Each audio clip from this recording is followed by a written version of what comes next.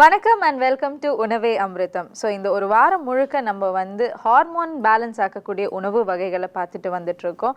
அந்த விதத்தில் இன்னைக்கு என்ன உணவு வகை டாக்டர் நமக்காக சொல்ல போகிறாங்கன்னு பார்க்கலாம் வாங்க. வணக்கம் டாக்டர். வணக்கம். ஸோ டாக்டர், இன்னைக்கு என்ன உணவு வகை டாக்டர்? இன்னைக்கு ஒரு ஆப்பம். ஆப்பம்னா கொஞ்சம் வித்தியாசமான ஆப்பம். திணை அரிசி ஆப்பம்னு பேர். இதில் திணை அரிசி, அப்புறம் சாதாரண வழக்கமான உள்ள அரிசி, கருப்பு உளுந்து, அதுக்கப்புறம் அதில் கொஞ்சம் வெந்தயம் போட போகிறோம்.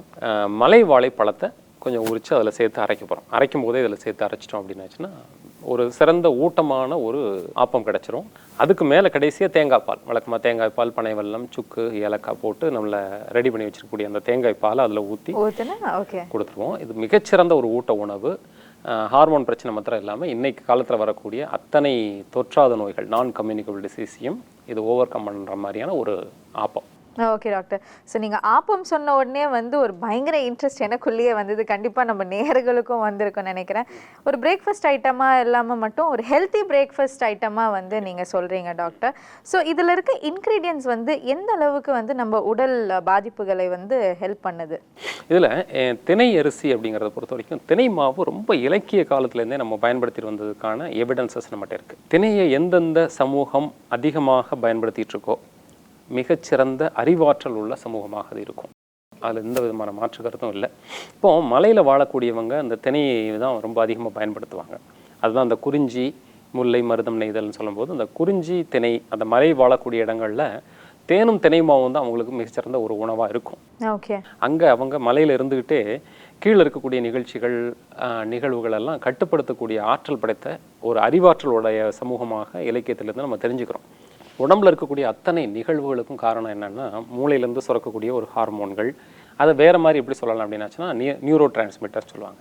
நிறைய ஏராளமானதை இப்போ கண்டுபிடிச்சிருக்காங்க. இந்த மாதிரி மூளையில் இருக்கக்கூடிய அந்த சுரப்புகள் எல்லாம் பைனியல் கிளாண்டு, பிட்யூட்ரி கிளாண்டு, அதுக்கப்புறம் தைராய்டு கிளாண்டு, அப்படி கீழே வரிசை அட்ரினல், கொனாடல் ஹார்மோன்ஸ் அதெல்லாம் வருது.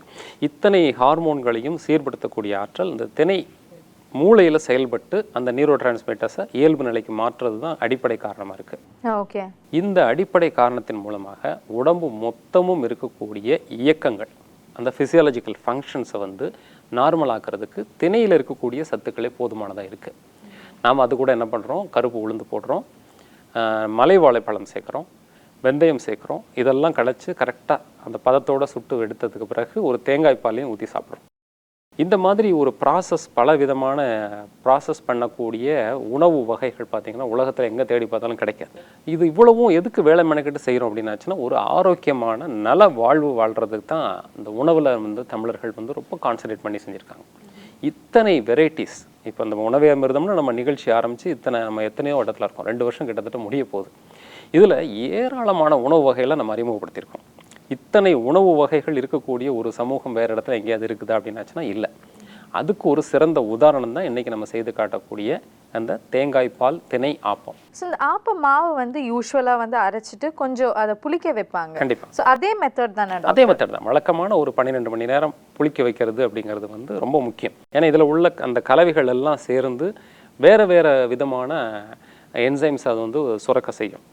இப்போ பழம் ஒரு விதமானது, அரிசி, திணை அரிசி, அதுக்கப்புறம் கருப்பு உளுந்து, இதெல்லாம் சேர்ந்து வேறு வேறு விதமான பக்குவப்பட்டு ஒன்றுடைய சத்து இன்னொன்று வேறு விதமாக பக்குவப்படுத்துறதுக்கு உதவியாக இருக்கும். அந்த பக்குவமாகி முடிஞ்ச பிறகு அதை ஆப்பமாக்கி அதுக்கப்புறம் அதில் தேங்காய் பால் ஊறின பிறகு வேறு ஒரு பொருளாக அது மாறிடும். இது உடலுக்கு ஒரு அமிர்தமாக மாறக்கூடியது. Okay doctor. ஸோ அடுத்ததாக இந்த தேங்காய் பால் திணை ஆப்பம் எப்படி செய்கிறதுன்னு நம்ம மக்களுக்கு காமிச்சிட்டு செஞ்சுட்டு வந்துருக்கோம். ஓகே நேயர்களே, அடுத்ததான் நம்ம குக்கிங் செக்மெண்ட் தான். ஸோ இந்த தேங்காய் பால் திணை ஆப்பம் எப்படி செய்கிறது பார்க்கலாம் வாங்க.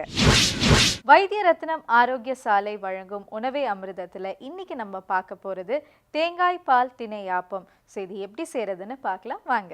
தேங்காய் பால் திணை ஆப்பம் செய்கிறதுக்கு தேவையான பொருட்கள்: அரிசி, திணை அரிசி, உளுந்து, இது எல்லாமே ஊற வச்சு அரைச்சி எடுத்திருக்க ஆப்பமாவு, பனை வெல்லம், ஏலக்காய், சுக்குத்தூள், வாழைப்பழம், தேங்காய் பால். ஸோ நம்ம முன்னாடியே சொன்ன மாதிரி அரிசி, திணை அரிசி, உளுந்து, இது மூணுத்தையும் நம்ம எப்போவுமே ஆப்பமாவுக்கு எப்படி ஊற வச்சு அரைப்போமோ அதே மாதிரி ஊற வச்சு அரைச்சி புளிக்க வச்சு எடுத்து வச்சுருக்க இந்த மாவை ரெடியாக வச்சுக்கோங்க. ஸோ இந்த மாவில் நம்ம வாழைப்பழத்தை வந்து மசிச்சு போடணும். ஸோ நம்மக்கிட்ட வாழைப்பழம் ரெடியாக இருக்குது. இதை வந்து கையால் மசிக்கிறத விட நம்ம மிக்சியில் அரைச்சி மிக்ஸ் பண்ணிடலாம்.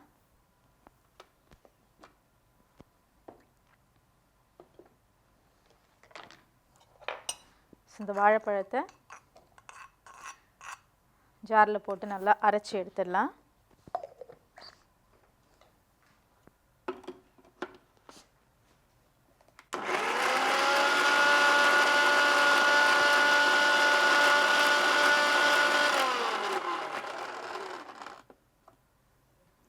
ஸோ வாழைப்பழத்தை நல்லா அரைச்சி எடுத்தாச்சு. ஸோ இந்த அரைச்சி எடுத்த இந்த வாழைப்பழத்தை நம்ம ஆப்ப மாவில் நல்லா மிக்ஸ் பண்ணிக்கலாம்.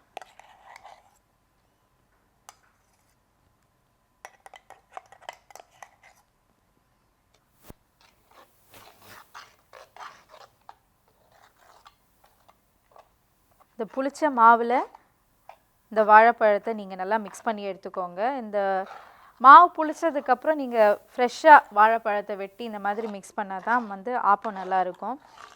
யூஸ்வலாக வந்து வாழைப்பழத்தை வந்து நம்ம கொஞ்சம் நேரம் கட் பண்ணி வச்சாலே வந்து ஒரு மாதிரி கருப்பாக மாறிடும். ஸோ ஆப்ப மாவில் வாழைப்பழத்தை நல்லா மிக்ஸ் பண்ண மாவு வந்து ரெடியாக இருக்குது. அடுத்ததாக வந்து நம்ம ஆப்பம் சுட்டுடலாம்.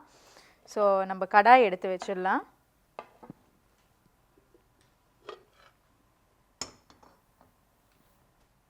ஸ்டவ் ஆன் பண்ணிடலாம். ஆப்பக்கடை நல்லா சூடானதுக்கப்புறம் ஆப்பம் ஊற்றினா தான் வந்து கொஞ்சம் நல்லா அழகாக வரும். ஸோ நல்லா சூடாகட்டும். ஸோ கடாய் நல்லா சூடாயிடுச்சு. நம்ம மாவு நல்லா ஒரு கரண்டி அளவுக்கு அந்த நடுவில் ஆப்பத்தோட அந்த டெப்த்து வர வரைக்கும் நம்ம மாவு ஊற்றிக்கலாம். ஆப்பம் யூஸ்வலாக நம்ம எப்படி சுடுவோமோ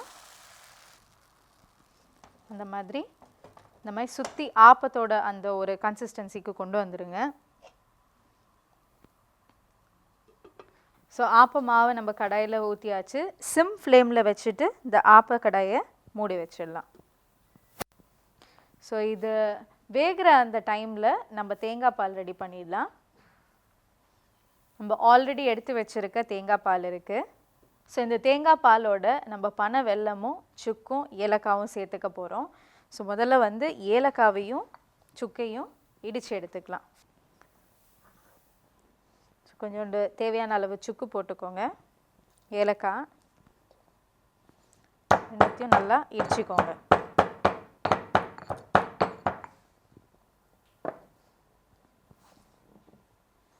ஸோ இடித்த இந்த ஏலக்காவையும் சுக்கையும் இதில் சேர்த்துக்கோங்க. இந்த தேங்காய் பால் வந்து அப்படியே சாப்பிட நல்லா இருக்காது. ஏன்னா ஒரு ஃப்ளேவரிங் கண்டென்ட்டாக தான் வந்து நம்ம இது ரெண்டுத்தையும் யூஸ் பண்ணுறோம். ஸோ இதோட நம்ம பனை வெல்லம் ஆட் பண்ண போகிறோம் இனிப்புக்காக.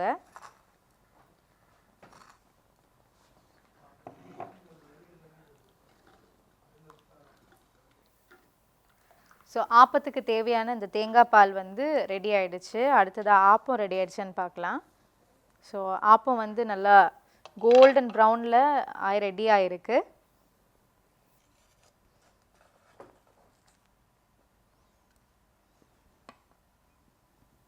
ஸோ நம்ம ஆப்பம் வந்து சுட சுட இங்கே ரெடி ஆகிடுச்சு. நம்ம ஆல்ரெடி ரெடி பண்ணி வச்சுருக்க தேங்காய் பாலும் இருக்குது. ஸோ நம்ம தேங்காய் பால் திணை ஆப்பமை நீங்களும் வீட்டில் செஞ்சு சாப்பிட்டு என்ஜாய் பண்ணுங்கள். அடுத்ததான் நம்ம நேயர்கள் கடிதங்கள் எழுதியிருக்காங்க. அதுலேருந்து 2 கேள்விகள் நாங்கள் எடுத்து வச்சுருக்கோம். டாக்டர் கிட்டே கேட்டு தெரிஞ்சுக்கலாம். சுரேஷ் காஞ்சிபுரத்துலேருந்து எழுதியிருக்காங்க. அவருக்கு வந்து காலில் வந்து ரேஷஸ் மாதிரி வந்து தோல் உரிதான், அது எக்ஸிமான்னு சொல்கிறாங்களாம். ஸோ 10 வருஷமாக இதை வச்சு கஷ்டப்பட்டுட்டு இருக்காங்க. அதுக்கு ஏதாவது ஒரு மெடிசினல் சப்போர்ட் கொடுக்க முடியுமா அப்படின்னு கேட்குறாங்க. இது எக்ஸிமாங்கிறது தமிழில் வந்து கரப்பான் நீர்னு சொல்லுவாங்க. அது உடம்பு முழுவதும் இருக்கக்கூடிய அந்த எதிர்ப்பாற்றல் மாறுபாடுனால, அதாவது இதை வந்து என்ன மாதிரி கிளைம் பண்ணுறாங்க அப்படின்னாச்சுன்னா ஆட்டோ இம்யூனிட்டின்னு சொல்கிறாங்க. உடம்பினுடைய எதிர்ப்பாற்றல் நம்முடைய தோலுக்கு எதிராகவே செயல்படக்கூடிய ஒரு நிலை தான் இந்த எக்ஸிமான்னு சொல்லுவாங்க. இந்த மாறதுக்கு காரணம் வந்து பரம்பரை, அதாவது அப்பா அம்மா அல்லது யாராவது இந்த குடும்பத்தில் இருக்கவங்களுக்கு வந்ததுன்னா இந்த மாதிரி ஒரு நிலை இருக்கும். இது தோலில் இந்த மாதிரியான மாற்றங்கள் வர மாதிரியே மூச்சு பாதையிலையும் இந்த அலர்ச்சியை ஏற்படுத்தி அது வீசிங்காக வரலாம். ஸோ இது ரெண்டும் தொடர்புடையது. வீசிங், சைனசைட்டிஸ், அப்புறம் வந்து அந்த காலில் இருக்கக்கூடிய அந்த அலர்ஜி நிலை, இதெல்லாம் ஒன்றுக்கு ஒன்று தொடர்புடைய ஒரு வியாதிகள்னு நம்ம சொல்லலாம். இப்போ இந்த இது தொடர்ச்சியாக அவருக்கு வந்து எந்த ட்ரீட்மெண்ட் கொடுத்தும் திரும்ப திரும்ப வர்றதுக்கான காரணம் அந்த ஆட்டோ இம்யூனிட்டி. அந்த நிலை மாறுபட்டால் மட்டும்தான் இந்த இது மாறும். அதை இயல்பு நிலைக்கு கொண்டு வரதுக்கு சித்த மருத்துவத்தில் உடம்பை சுத்தப்படுத்தக்கூடிய மருத்துவ முறைன்னு இருக்குது. இதை முறையாக மருத்துவ அறிவுரையோடு நம்ம எடுத்துக்கணும். இவருக்கு நாம் வந்து எளிதாக சொல்லக்கூடிய வழக்கமான அந்த உடம்பை சுத்தப்படுத்தக்கூடிய மருந்துகளை சொல்லலாம். அந்த விளக்கெண்ணெய், இஞ்சி சாறு, தேன் ஒவ்வொன்றும் 3 தேக்கரண்டி அளவு எடுத்து என்னைக்கு ஓய்வாக இருக்காரோ அன்றைக்கி சாப்பிட்றாங்கன்னா உடம்பு சுத்தமாகிடும். அதுக்கு பின்னாடி மேலே தடவுறதுக்கு கரப்பான் தைலம்னே சித்த மருந்து கடைகளில் கிடைக்கும். நல்ல தரமான கம்பெனியில் உள்ள தைலத்தை வாங்கி மேலே பூசிட்டு வந்தாச்சுன்னா உடம்பு அது வந்து இயல்பு நிலைக்கு வர்றதுக்கான வாய்ப்பு இருக்குது.